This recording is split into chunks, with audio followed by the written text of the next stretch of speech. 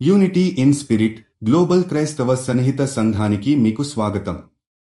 మీరు ప్రార్థన అభ్యర్థనలు పంపాలనుకుంటే లేదా క్రైస్తవ జీవ భాగస్వామిని వెతుకుతున్నట్లయితే mark108.comను విజిట్ చేయండి. ఇప్పుడు మనం ప్రార్థనలోకి వెళ్తాము.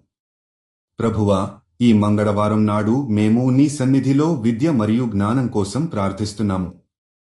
నీ పవిత్ర వాక్యంలో చెప్పినట్లు జ్ఞానం ప్రారంభం నీ భయంతో మొదలవుతుంది అని మేము నమ్ముతున్నాము.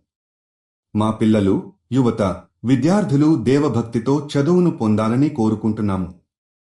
ప్రభూ, ఈ రోజుల్లో విద్య అనేది కేవలం విషయాల గుచ్చి కాదు, అది సత్ప్రవర్తనను, మంచి ఆలోచనలను, నీ ధర్మాన్ని నేర్చుకోవడమే.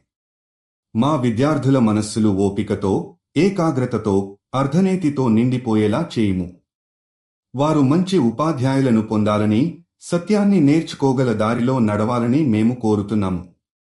మా పిల్లలకు భయాలను తొలగించుము, పరీక్షల సమయంలో ధైర్యాన్ని, జ్ఞాపక శక్తిని ఇచ్చుము.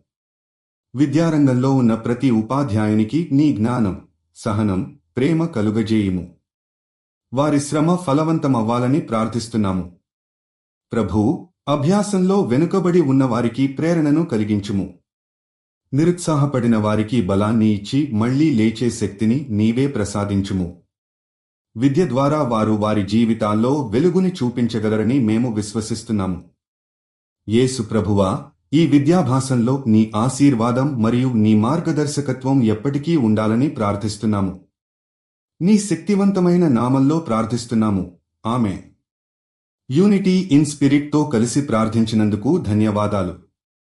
మీరు విశ్వాసం కలిగిన జీవిత భాగస్వామిని వెతుకుతున్నట్లయితే mark108.comను విజిట్ చేయండి. మీ ప్రార్థన అభ్యర్థనలు కూడా అక్కడ పంపవచ్చు. దయచేసి లైక్ చేయండి, షేర్ చేయండి మరియు ఛానల్కి సబ్స్క్రైబ్ చేయండి.